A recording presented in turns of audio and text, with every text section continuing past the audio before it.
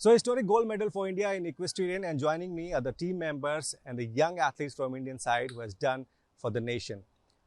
Just tell us the success story. It was a long wait in equestrian to get the gold medal. We have done it in 82 and now it's 23. So, what was the plan of this team? Well, all our journeys have started differently and at different times, but I can assure that all of us have put in almost over 10 years of work to come here and do what we did today.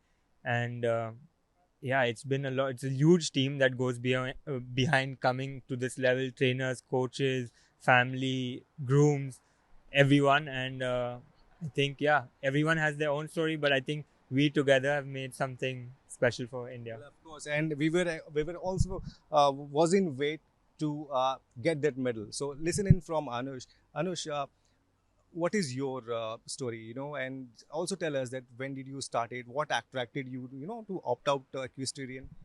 Let's say I started riding very young. When I was already 3-4, हमारे घर से दूर एक छोटा सा riding club है, so I used to go there, and then I started riding more, and then until 17 I was not really riding much because there were no facilities, there were no possibilities, and only at the age of 17 did I say, okay, I'm not at the level where I want to be.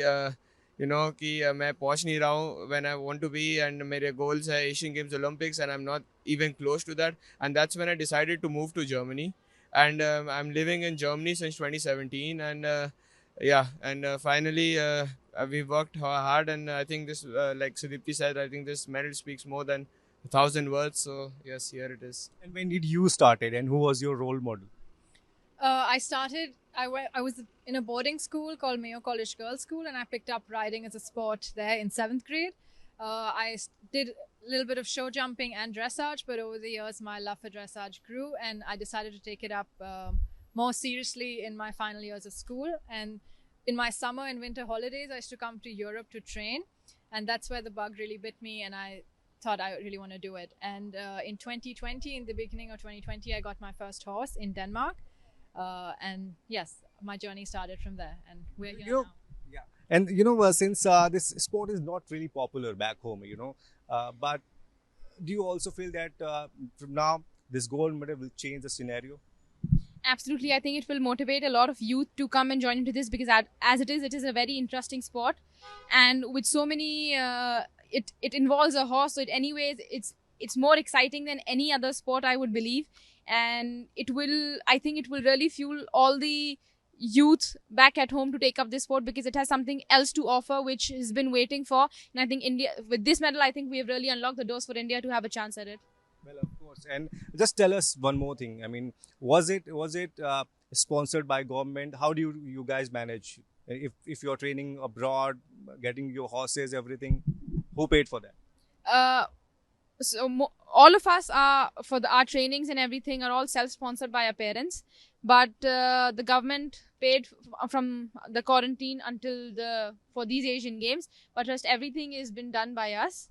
And it is a fully self-sponsored. If you're training abroad and if you're living abroad, everything is on our own expenses, but everything that we did here in the Asian Games is all done by the government. And what are the names of your horses? Because I know that everything is your horse. My horse's name is Athro. My horse's name is Adrenaline. Emerald, and yeah. Any inside story? I mean, naming on your horse, the names are very unique. My horse's name's Chinsky, but there is no story behind it. It's just the way I got the name. Same. I got it. Yes, none of us named our horses ourselves.